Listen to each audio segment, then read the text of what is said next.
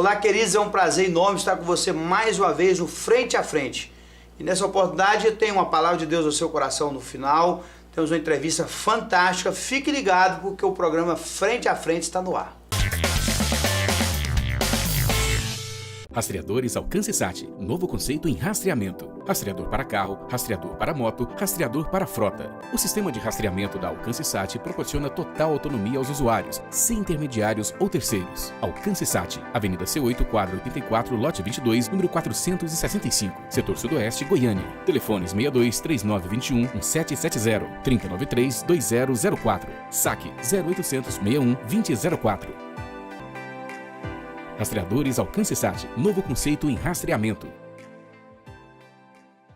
A Coletiva, uma estrutura de assistência 24 horas para atender as empresas no segmento veicular como locadoras, concessionárias, telefonia, associações, cooperativas e associados que precisam do 0800. Com atendimento a nível nacional e assistência 24 horas, conta ainda com assistência pessoal através de planos voltados para pessoas físicas. A Coletiva tem sua estrutura e call center próprio, com atendimento superior a 2.500 solicitações mês, em diversas partes do Brasil. Rua C84, número 180, quadra 150, lote 1, setor sudoeste, Goiânia, Goiás. Telefone 3954-3004, www.coletiva.org.br.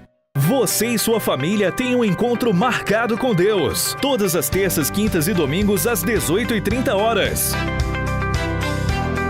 No domingo às 9 horas da manhã, Escola Bíblica Dominical.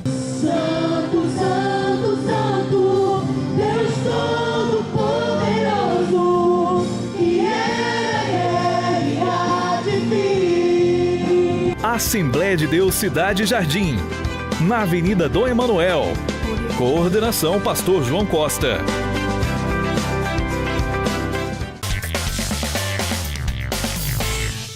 Queridos, voltando aqui, estou recebendo o nosso irmão missionário Khaled Alif Nassif. Isto. Tô certo? O Khaled Alif Nassif, nós vamos falar com ele aqui. Ele é um cristão que serviu também a religião islâmica, né? Então você fica atento porque hoje o programa é fantástico aqui. Irmão Khaled, o senhor é libanês de nascimento? Exato, é uma grande satisfação estar com o senhor aqui nesse programa, né? Nesse momento, isso, nossa família, eu, meus pais, nós somos todos libaneses, nascemos no Líbano e viemos ao Brasil há alguns anos atrás. Eu já estou tão emocionado que eu já estou adiantando, né? É um prazer também estar com o senhor aqui. Amém, uma honra, eu que digo isso. A honra. E quando que deu, por exemplo, assim, que o senhor conheceu o Evangelho, por exemplo? A família, todo mundo, por exemplo, no Líbano, é uma religião praticamente quase da nação toda é o Islã, né? Hoje cerca de 88 a 89% dos libaneses são muçulmanos, o restante são ortodoxos, cristãos ortodoxos. Certo. E uma pequena parcela de protestantismo, né? Mas que nós temos a certeza que com o passar dos dias vai aumentar. Correto. A religião ali do Oriente é maciço ali, é a questão da religião muçulmana, né? É verdade. De 29 milhões aproximadamente de habitantes ali, pastor, cerca de 27 milhões e 900, 28 milhões são todos eles muçulmanos, na sua essência. E o interessante é que a religião muçulmana, a pessoa que é do Islã, né? Ela tem não só, alguns países não tem só como religião, mas a constituição deles é a Bíblia e a Constituição também, né? Então o Código Civil, o Código Religioso, tudo é uma lei só, né? É o corânica, né? A Constituição de todos os países que tem como base o islamismo é a lei alcorânica, né? Então a lei que rege na questão de criminalidade, na lei civil, em todas oriundas do Alcorão. Porque a pessoa, por exemplo, você que está me assistindo, aqui no Brasil tem a religião, é o Estado laico, então a pessoa segue a religião que quer, mesmo predominando o cristianismo, né? Exatamente. Católico, protestante e tal. Mas nós temos a nossa lei que é a Constituição Federal nossa, promulgada em 88, Constituição, e dela nascem os códigos, Código Penal, Código Civil, Código Tributário e tal.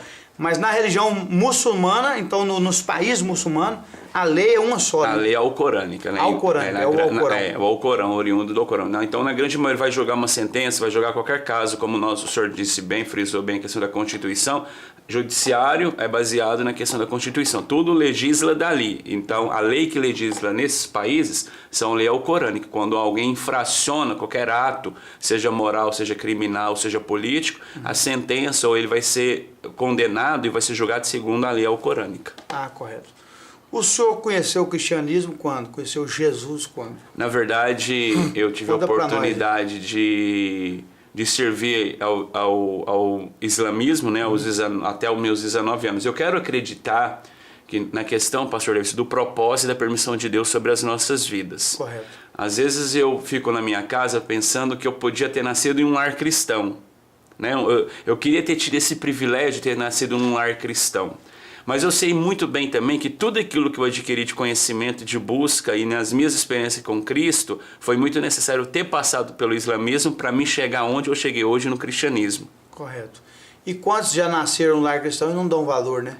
A questão não é nem dar do valor, é a questão que a gente costuma dizer que só sabe dar valor num prato de comida aquele que teve a falta do prato de comida um dia em sua vida. Senão você deixa resto, senão você não quer comer qualquer tipo de comida.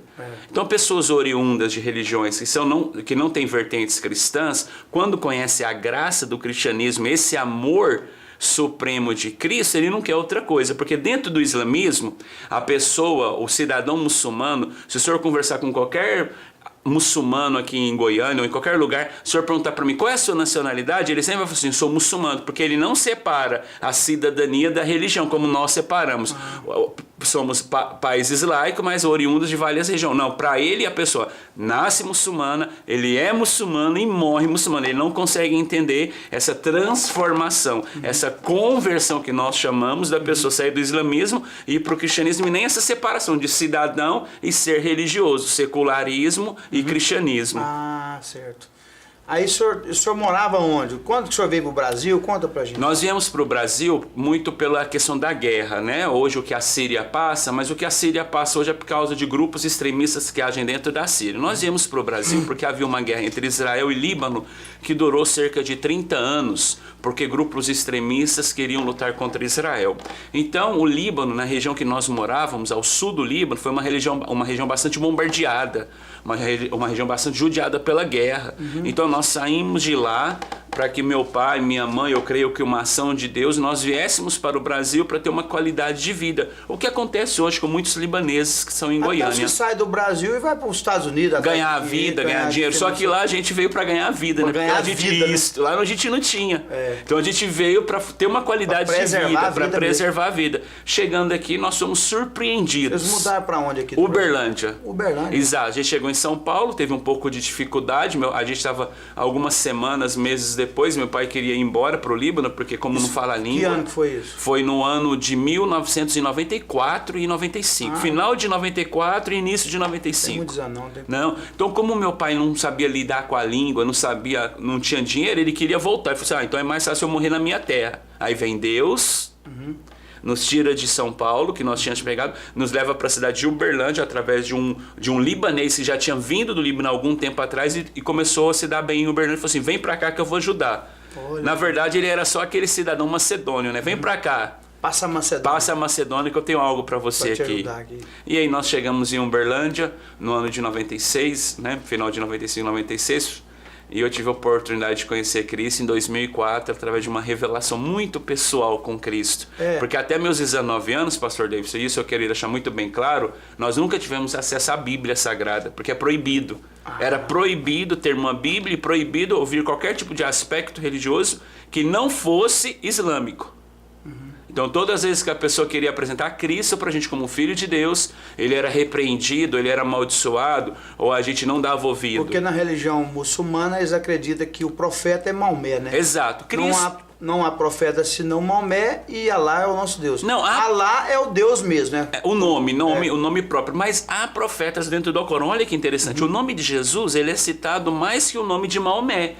Dentro do Alcorão? Dentro do Alcorão, por vezes 26. Só que o nome de Jesus é citado como um nome comum, como se fosse José, um nome. Ele é chamado de Issa é um nome muito comum entre ali as regiões. Então ele não é citado como messiânico e nem como salvador, como na Bíblia Sagrada e nas Escrituras ele é. Ele é falado de Gênesis, Apocalipse. De Gênesis, Apocalipse, por que não falar dos grandes profetas que o anuncia como Messias, como aquele que haveria de redimir o povo. E aí o senhor teve acesso a um exemplar da Bíblia Sagrada, é isso? É, isso. Nós mudamos para uma residência e nós tivemos acesso a uma vizinha nossa, eu costumo falar que é a irmã do Coque, né? Essa irmã do Coque, ela ganhou familiaridade com a minha mãe.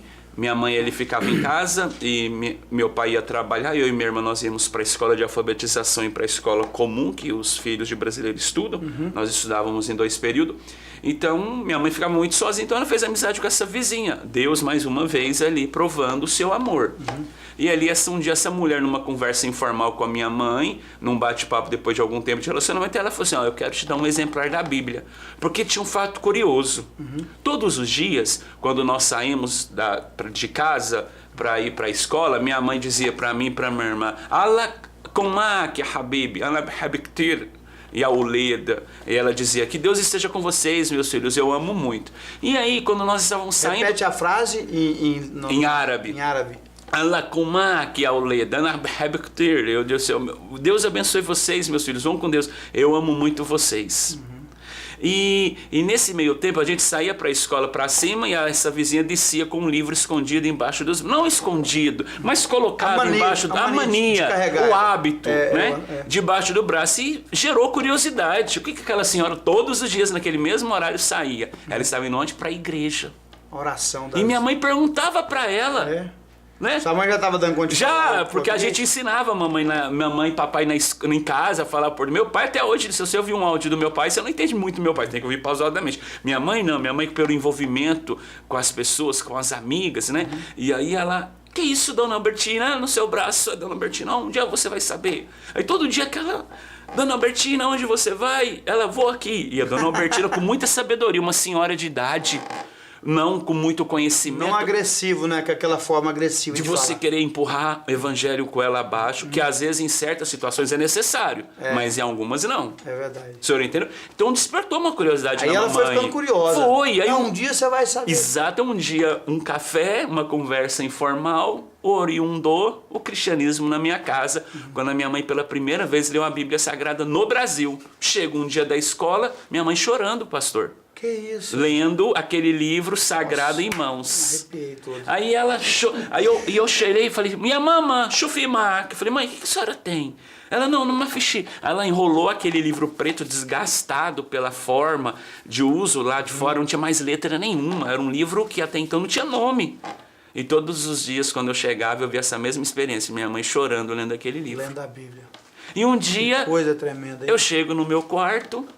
Aí tinha que esquecer o livro? Tinha, ninguém podia saber. Não, escondia da gente, mas era tão aguçado, era tão interessante o que ela estava lendo, porque ela se esquecia que os filhos estavam chegando. E passava batido. Passava batido o tempo, que é uma impressão que eu sei o que é isso, porque hoje eu começo a ler, não quero parar.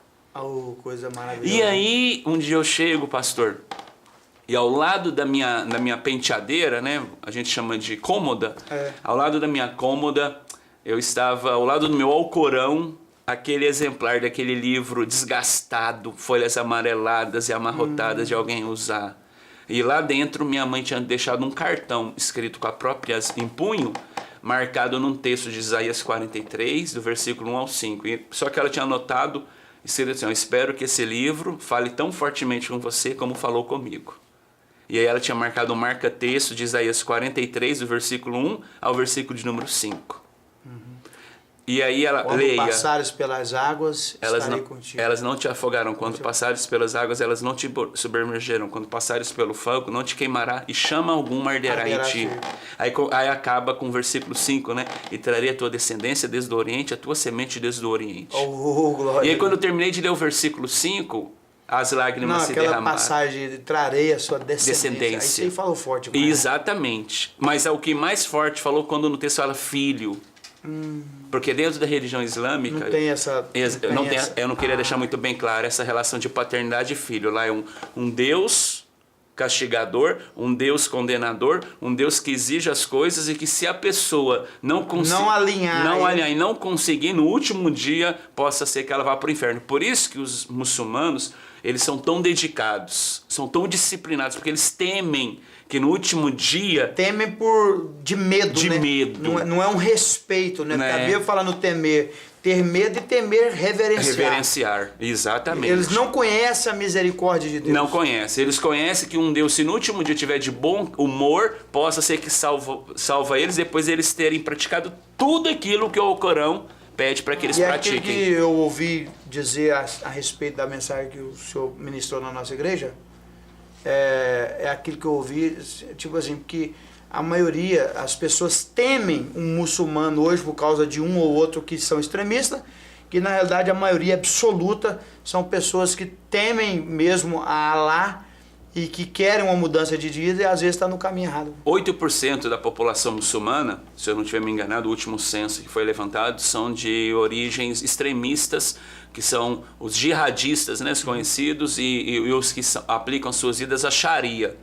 Tem uma grande maioria desses 8% que eles se concentram todos o seu extremismo nos seus próprios países. E tem aqueles que promovem o extremismo em outros países, como nós vemos isoladamente casos que acontecem em alguns países do mundo de ação terroristas islâmicas que são de grupos extremistas, aqueles que defendem a Sharia. O que é a Sharia? A Guerra Santa. Correto. Em nome de Deus eu mato.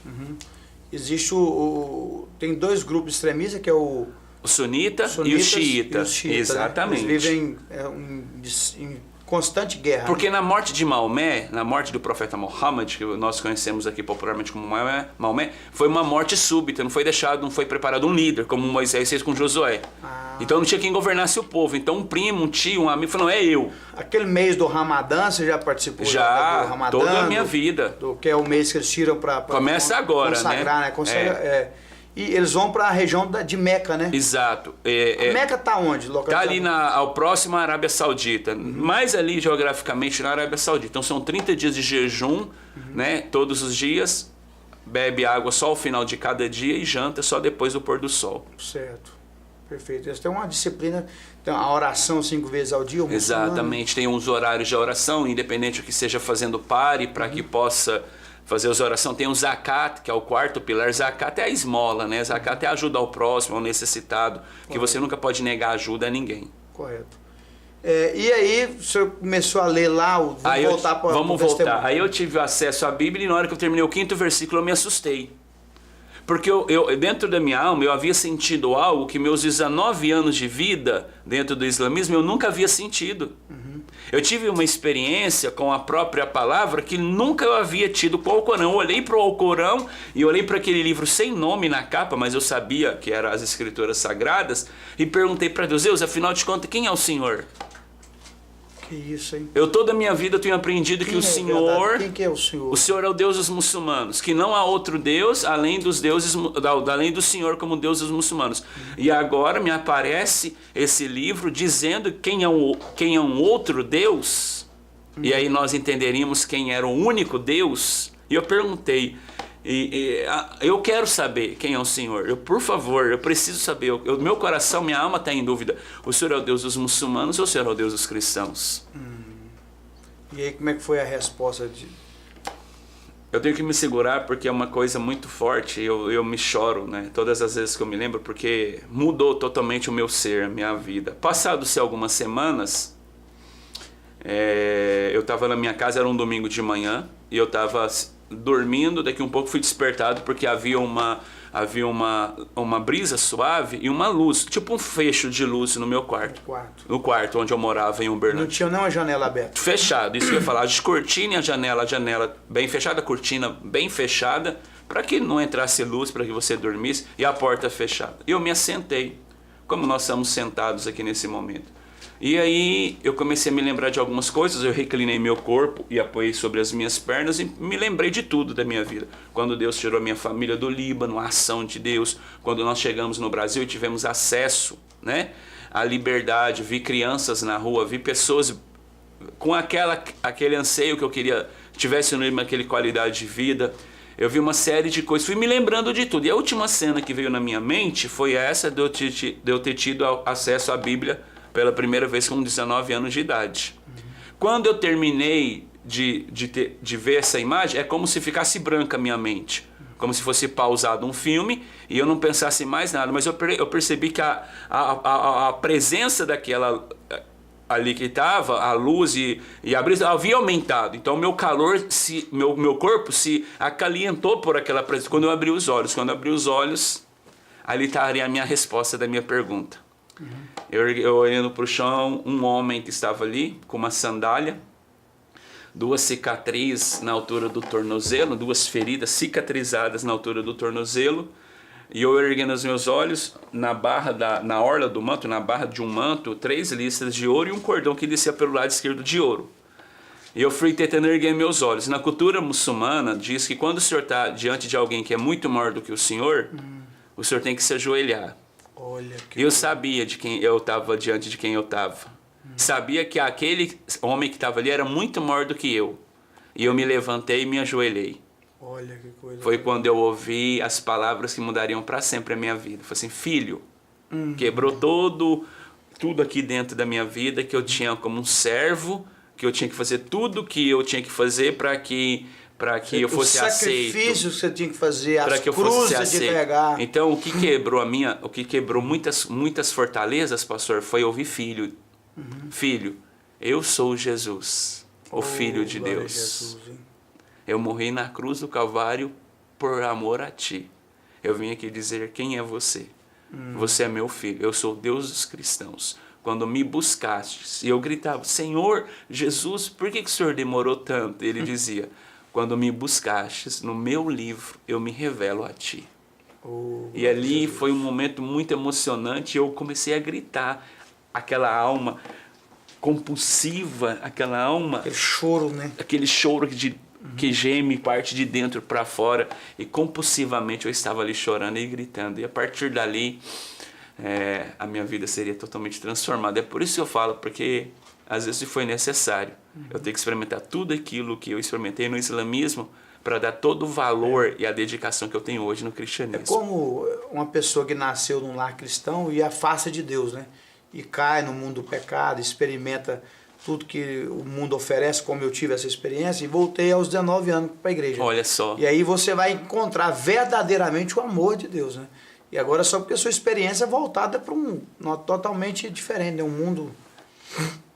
Nós temos que entender que são 2 mundos antagônicos. Às vezes as pessoas perguntam se dentro do Alcorão tem passagens bíblicas ou passagem do Torá. Não, tem personagens bíblicos e personagens do Torá, porque não tinha como Maomé, quando ele fundou a religião no 5º século, mudar totalmente, ou ele ser tão discrepante ao ponto de querer atrair cristãos, atrair judeus daquela época, porque essa foi a intenção de Maomé, atrair as pessoas, porque as pessoas estavam displicentes. O senhor sabia, um dado histórico, para ficar muito bem claro para os irmãos, que Mohammed, quando ele saiu para procurar uma religião, ele começou a ver judeus que, em vez de estar adorando a Deus, estavam brigando por causa de terra, de conquista, e Deus vai relatar isso nos livros de pequenos profetas, quando Deus chega para o profeta e fala assim, rapaz, vocês estão preocupados com a casa de vocês, e a minha casa está desamparada. Levanta o profeta e fala para que reconstrua a minha casa. Vocês estão preocupados com vocês. Só que isso reflete lá na frente no 5º século, quando Maomé sai buscando uma religião, ele encontra grupos politeístas, grupos de judeus que adoravam vários deuses, grupos de judeus que estavam brigando, porque ele falou, paz, cadê a reverência de vocês a Deus? E aí ele funda o islamismo querendo atrair todos. Então, para atrair todas as religiões daquela época, ele tinha que usar o quê? Personagens da história bíblica. Aí ele pegou a Torá... Só que de forma discrepante. Ele pegou ou seja, ele deturpou as histórias de cada um. Desde Gênesis, da criação do mundo, ele fala de uma forma totalmente deturpada, não fala nenhuma verdade, e diz que foi através de um anjo denominado Gabriel que ele teve uma revelação dentro de uma caverna. Então nós temos que entender isso, nós temos que entender quem são os nossos amigos muçulmanos, nós temos que entender, pastor, aproveitando essa oportunidade que está sendo me dada, nós temos que conhecer a história deles para que nós criemos pontes, para que através do próprio Alcorão eles tenham interesse em conhecer a Bíblia. Olha que fato curioso, o Alcorão vai descrever que no ato da crucificação, o Alcorão fala sobre a crucificação de Cristo. Só que ela não fala que Jesus foi crucificado. Fala que os seus discípulos tiveram uma ilusão. Porque, na verdade, Deus não permitiria que o seu enviado, falando sobre Jesus, fosse crucificado. Antes ele ascendeu Jesus ao céu. Olha que fato, ele nega a autoria da morte de Cristo, mas ele não nega a ascensão. De Cristo ao céu. Uma ponte que nós podemos pegar e mostrar para o nosso amigo muçulmano dentro da Bíblia a verdadeira. Tanto é que dentro do Alcorão fala sobre a morte de Maomé, mas não fala sobre a morte de Jesus. Sim, tem um sepulcro e tem onde Maomé foi sepultado, mas não tem onde Jesus foi sepultado. Olha que grande oportunidade nós temos como cristão. Queridos, nós vamos para o intervalo e daqui a pouco nós voltamos. Rastreadores Alcance-Sat, novo conceito em rastreamento. Rastreador para carro, rastreador para moto, rastreador para frota. O sistema de rastreamento da Alcance-Sat proporciona total autonomia aos usuários, sem intermediários ou terceiros. Alcance-Sat, Avenida C8, quadra 84, lote 22, número 465, setor sudoeste, Goiânia. Telefones 62 3921 1770, 3093 2004. Saque 0800 61 2004. Rastreadores Alcance-Sat, novo conceito em rastreamento. A Coletiva, uma estrutura de assistência 24 horas para atender as empresas no segmento veicular como locadoras, concessionárias, telefonia, associações, cooperativas e associados que precisam do 0800. Com atendimento a nível nacional e assistência 24 horas, conta ainda com assistência pessoal através de planos voltados para pessoas físicas. A Coletiva tem sua estrutura e call center próprio, com atendimento superior a 2.500 solicitações mês, em diversas partes do Brasil. Rua C84, número 180, quadra 150, lote 1, setor sudoeste, Goiânia, Goiás. Telefone 3954-3004, www.coletiva.org.br. Você e sua família têm um encontro marcado com Deus. Todas as terças, quintas e domingos às 18h30. No domingo às 9 horas da manhã, Escola Bíblica Dominical. Santo, Santo, Santo, Deus Todo-Poderoso, que era e há de vir. Assembleia de Deus Cidade Jardim, na Avenida Dom Emanuel. Coordenação Pastor João Costa.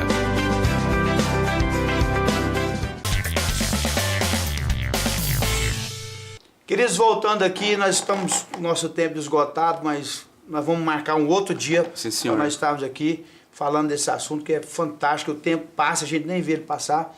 Mas eu queria que o senhor finalizasse deixando naquela câmera ali uma palavra do seu coração, do céu, para quem nos assiste. E desde já eu te agradeço pela presença. Que agradeço pela oportunidade, agradeço a todos os nossos telespectadores, né? E eu queria deixar uma palavra de Deus. Aquilo que nós temos hoje em mãos é aquilo que nós acreditamos na esperança das nossas vidas, das nossas famílias. Quando eu pude conhecer o cristianismo, eu entendi a esperança da minha família era Cristo Jesus e a sua palavra, ensinamento e orientação para os meus passos. Esse livro que muitas das vezes você tem aí na sua casa, ele é o resultado de um amor expresso por Deus à sua vida, à sua família, e nele contém preciosidade, contém um baú cheio de tesouro que você tem que abri-lo para descobrir aquilo que tem para a sua vida e aquilo que Deus quer oferecer a ti. Então que Deus abençoe você. A minha oração é que você entenda o plano de Deus para a sua vida, para a sua casa, como eu entendi na minha casa, e hoje eu posso celebrar Cristo Jesus como Senhor da minha lar e da minha família. Queridos, Deus abençoe e até o próximo programa.